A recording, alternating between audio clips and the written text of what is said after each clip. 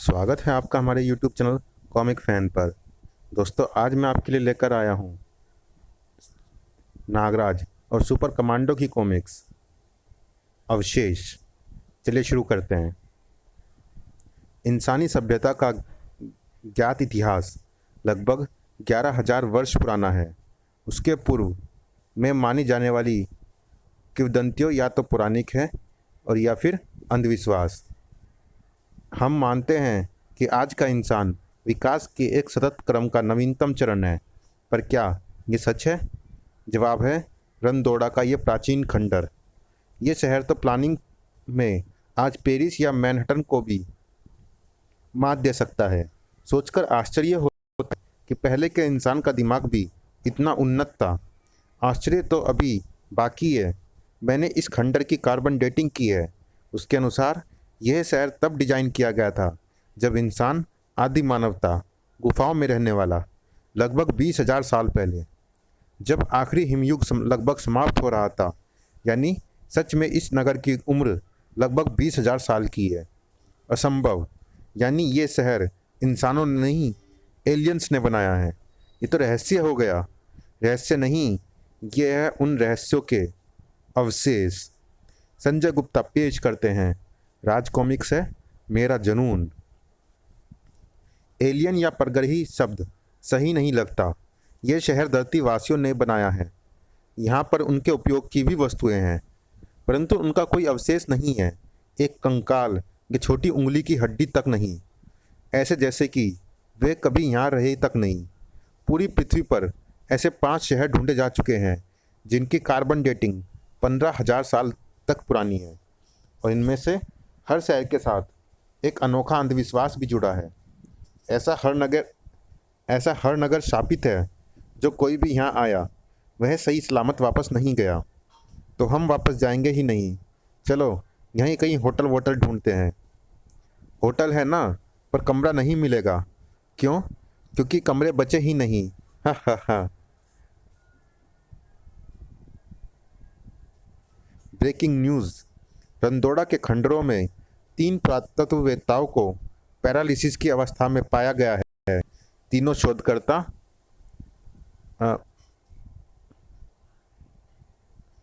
Miss यानी Tempest और Mrs रोजा टेम्पेस्ट और mister devil Tempest from south Africa. Weird names. जल्दी में यही नाम मिले। जल्दी में व्हाट डू यू मीन? पूरी बात तो सुने। जल्दी में यही नाम मिले हमारे अभिभावकों को। That's okay. आपको ब्रिटेन से इंडिया जाने की इजाज़त दी जाती है। क्लियर। देखा, आसान था ना? अरे ये मुझे क्या पहना दिया है? तुम लोग अपने काम में मुझे मत घसीटा करो। मैं आगे से धोखाधड़ी में तुम लोगों का साथ नहीं दूंगी। ठीक है, पर अभी तो अच्छी एक्टिंग करो, वरना मुश्किल से बना खेल बिगड़ जाएगा। Mister Tempest. हाँ, यस। आप इंडिया जा रहे हैं? हाँ। आप इंडिया नहीं जा सकते। क्यों? मेरे पास आपको साउथ अफ्रीका डिपोर्ट करने के ऑर्डर हैं। आपको गलतफहमी हुई है। हमारा साउथ या नॉर्थ अफ्रीका से कोई लेना देना नहीं है। ये तो आप हमारे सीनियर को समझाइएगा। फिलहाल आप हमारे साथ चलिए। अरे पर हमारे टिकट्स का क्या होगा?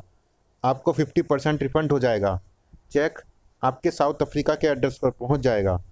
साउथ अफ्रीका का एड्रेस? कौन सा एड्रेस? जो आपके पासपोर्ट पर है। पर आपने तो कहा था कि आपने सब सेट कर लिया है। कर लिया था, पर यह ना जाने कौन सी नई मुसीबत आ गई। चलो देखते हैं। मैं तो कहती हूँ कि सच्चाई बताओ और इस मुसीबत से छुटकारा पाओ। आप उस प्लेन में जाइए। हमारे सर आपका वहीं पर वेट कर रहे हैं। अच्छा चलो, तुम्हारे सर से भी मिल लेते हैं। इस यान में आपका स्वागत है। कृपया सीटों पर बैठ जाएं। हम अभी आपके स्वागत के लिए उपस्थित होते हैं। यहाँ तो कोई भी नहीं है। मैंने तो सोचा था कि सर जी के साथ साथ लंबा चौड़ा स्टाफ भी होगा, पर यहाँ तो अरे कुछ कुछ गड़बड़ है। ये प्लेन तो टेक ऑफ कर रहा है। लगता है हम किसी षड्यंत्र में फंस गए हैं। पर घबराओ मत, मोबाइल है मेरे पास, और मेरे पास मोबाइल जैमर है। कौन हो तुम? सामने आओ, वरना तुम जानते नहीं कि मैं कौन हूँ। मैं जानता हूँ कि आप तीनों कौन हैं, और मेरे ख्याल से आप भी जानते होंगे कि मैं कौन हूँ। अरे, तू यहाँ कैसे? चुप रहो, मुझे बात करने दो। तुमको जो लाखों क्या करोड़ तुमको तो लाखों क्या करोड़ों लोग जानते हैं, पर तुम हमसे क्या चाहते हो? वह जो सिर्फ आप लोग ही मुझे दे सकते हैं, आशीर्वाद। मुझे पहले पता था कि आप लोग मेरे बेटे को बेवकूफ़ नहीं बना सकते। अरे, ये प्लान तो श्वेता कतिया को चौंका भी दे और ये जांच ले कि कहीं उसकी अनुपस्थिति में उसके भाई को जंग तो नहीं लग गया।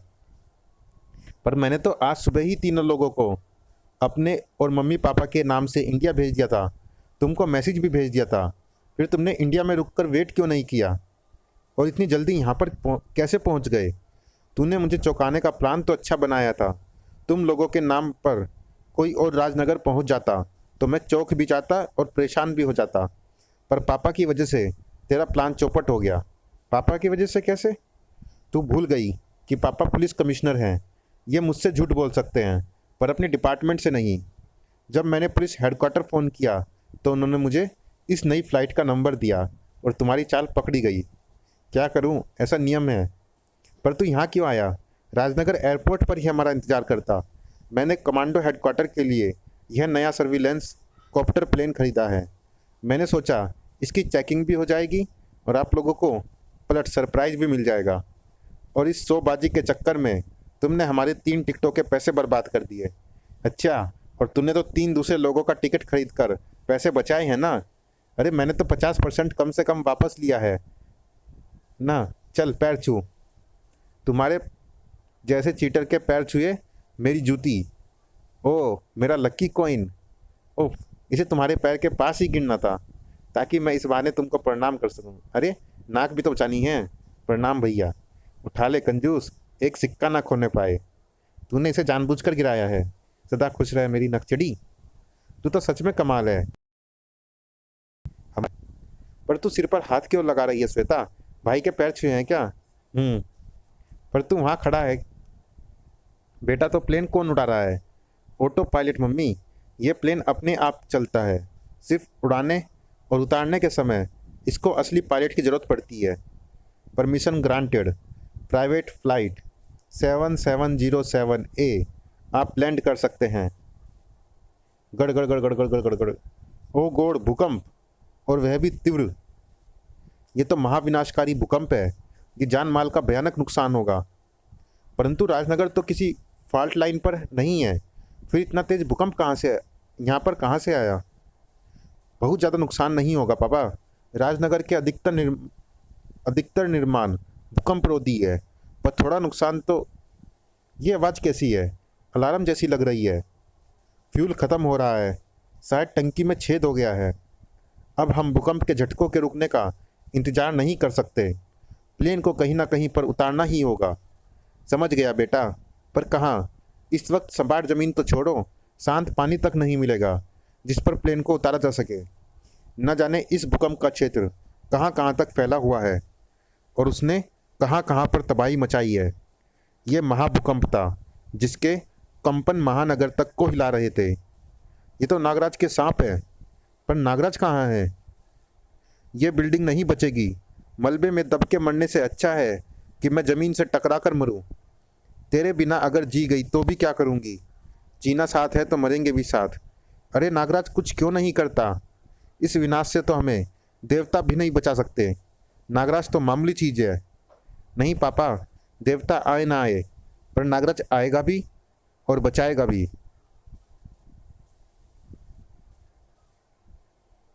देखा मम्मी, आप मान रही थी ना। मैं कह रहा था ना कि नागराज आएगा। नागराज उड़ रहा है वहाँ, और इसके नए नाग तो लोहे के सरिये से भी ज़्यादा मजबूत लगते हैं। तभी तो इन्होंने गिरती इमारत को थाम लिया है। अब भूकंप के झटके इसे ज़्यादा नुकसान नहीं पहुंचा पाएंगे और ये सांप तब तक इसको थामे रहेंगे जब तक इसकी रिपेयर नहीं हो जाती। वैसे आप लोग इमारत से बाहर आ जाएं तो फिलहाल ज़्यादा सुरक्षित रहेंगे। भगदड़ की ज़रूरत नहीं है। आप लोग आराम से बाहर आ सकते हैं। भूकंप के एक नहीं बल्कि अनेक विनाशकारी चेहरे होते हैं। कुछ करो भाई। अंदर मिथाइल आइसोसाइनाइड के कई ड्रम भरे रखे हैं। अगर वे आग में जलने लगे तो महानगर में एक नया भोपाल गैस कांड हो जाएगा। अरे हम कोशिश कर तो रहे हैं, पर हम सिर्फ पानी लेकर आए हैं, और ये केमिकल की आग सिर्फ पानी से बुझने वाली नहीं है। फोम टैंक वाली गाड़ी आ रही है, पर उसके पहुंचने में अभी टाइम लगेगा। जब तक हम कोशिश करते रहेंगे तब तक तो सत्यानाश हो चुका होगा। अरे मेरा तो इसी धुएं से दम घुट रहा है। उफ, एक ड्रम फट गया है। अब ना तो धुएं को फैलने से कोई रोक सकता है, और ना ही 1 किलोमीटर के घेरे की आबादी को मरने से। अब तो पानी भी ख़त्म हो गया। बाकी फायर ब्रिगेड लगता है जाम में फंस गए होंगे। भूकंप के बाद तो सड़कें भी टूट गई होंगी। फिलहाल तो पीछे हटो, हमारे पास तो गैस मास्क भी नहीं है। ये क्या है? सुनामी। सुना है भूकंप के बाद सुनामी आती है। अरे ये भूकामी नहीं, सुनामी नहीं है, ये टार्नेडो है। ट्विस्टर। ट्विस्टर बादलों से नीचे उतरता है, समुद्र में पैदा नहीं होता। अबे मूर्ख कौन? हम दोनों। पर अगर ये ट्विस्टर नहीं है, सुनामी नहीं है, तो फिर ये है क्या? नागराज। शीत नाग ने शरीर से निकलकर मेरी परेशानी बढ़ा दी है। अगर वह रहता तो मैं पानी को जमा कर बर्फ़ बनाकर ले आता, ऐसे गोल गोल घूमकर चक्कर ना खाता। थैंक्स नागराज, अब तुमने हमारी जान भी बचा दी और नौकरी भी। पानी केमिकल में लगी आग को बुझा नहीं पाया। अब जो भूकंप से बचे हैं वे शहर सूंघ कर मरेंगे। उफ, मैं फैक्ट्री को अंदर से चेक करना कैसे भूल गया। अब मुझे इस जहर को जहर से काटना होगा। पहले मैं इस जहर को पीऊँगा और फिर फैक्ट्री के अंदर फुंकार छोड़कर यहाँ की वायु को इतनी विषैली कर दूंगा कि केमिकल की आग को जलने के लिए ऑक्सीजन ही ना मिल पाए। गुड, आग अब पूरी तरह से बुझ चुकी है। अब मैं यहाँ से निश्चिंत होकर जा सकता हूँ। खतरा टल गया है। अब मुझे और लोगों को बचाने जाना होगा, और भूकंप का कारण भी तो पता करना होगा।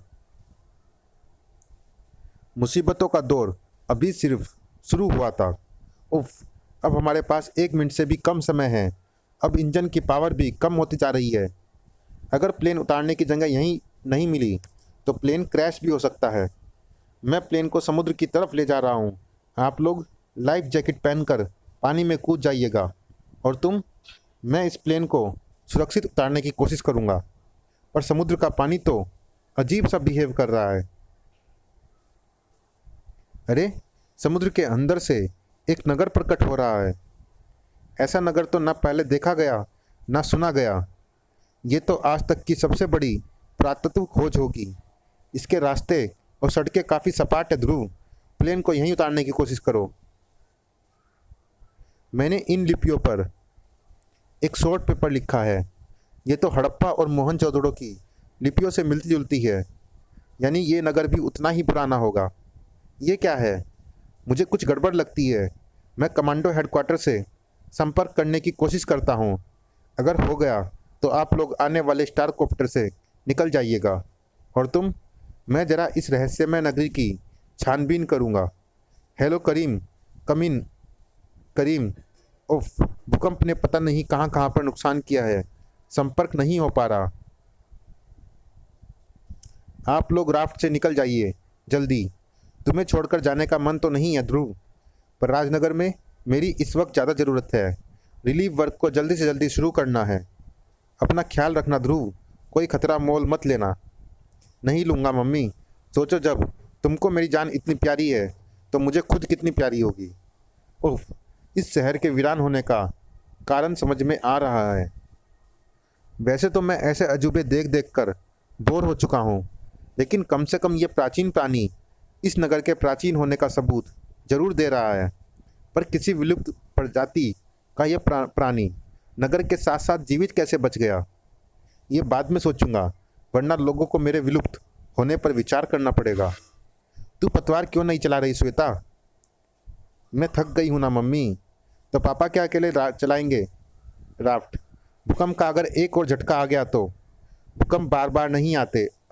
ओ, क्या हुआ? पानी में कुछ है मम्मी। सच में? पानी से हाथ निकाल, पानी से हाथ बाहर निकाल श्वेता। श्वेता, क्या हुआ तुझे?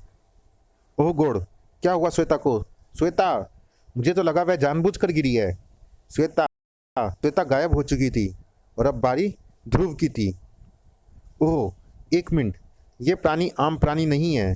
ये नगर प्राणी पानी के नीचे से निकला है, हजारों वर्षों के बाद। और ये प्राणी कहीं से भी जलचर नहीं लगता, ये थलचर है। पर अगर ये थलचर है तो ये हजारों वर्षों पहले टूपे नगर में अब तक कैसे रहता रहा होगा? और अगर ये वहाँ पर नहीं रह रहा था तो फिर ये आया कहाँ से? अरे, ये मेरे पीछे नहीं था, ये तो किसी चीज़ से बचकर भाग रहा है। पर ऐसा कौन सा प्राणी हो सकता है जो इतने डरावने और शक्तिशाली प्राणी को भी डरा सके? पत्थर युग का हथियार, असंभव। ये तो गुफा मानव है। ये शहर पानी के सागर में डूबा था या समय के सागर में? पर ये क्या? ये तो मानव नहीं है, ये तो कोई और प्रजाति लगती है। जैसे जैसे मानव बंदर से नहीं बल्कि भेड़ियों से विकसित हुए हों। ध्रुव कुछ समझ नहीं पा रहा था और उसके पास समझने का समय नहीं था, क्योंकि अब वह उनका नया शिकार बनने वाला था। फिलहाल मुझे इस नगर की छानबीन करनी है। इनसे उलझकर मैं समय को बर्बाद नहीं करना चाहता। पहले मुझे ये पता करना है कि क्या इस महाविशाल नगर में इनके जैसे और भी रहस्य छुपे हैं। इनकी शारीरिक शक्ति तो लाजवाब है। शक्ति में इनके सामने मैं टिक नहीं सकता। मैं इस अद्भुत प्रजाति को नुकसान पहुंचाना नहीं चाहता। इनको डराना ही काफ़ी होगा। अपने प्रागैतिहासिक काल में है, इसलिए ये पशुओं की तरह आग से जरूर डरते होंगे। गुड, ये डर रहे हैं, पीछे हट रहे हैं, पर ये भाग नहीं रहे। उफ, ये सिग्नल फ्लेयर भी बड़ी जल्दी ख़त्म हो जाते हैं और साथ ही इनका डर भी ख़त्म हो गया है।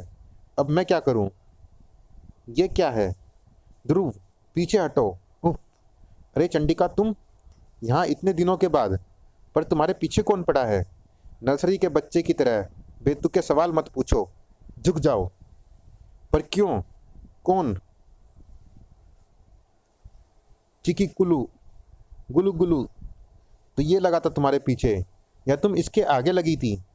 मुझे तो यही एक फटाफट तरीका समझ में आया।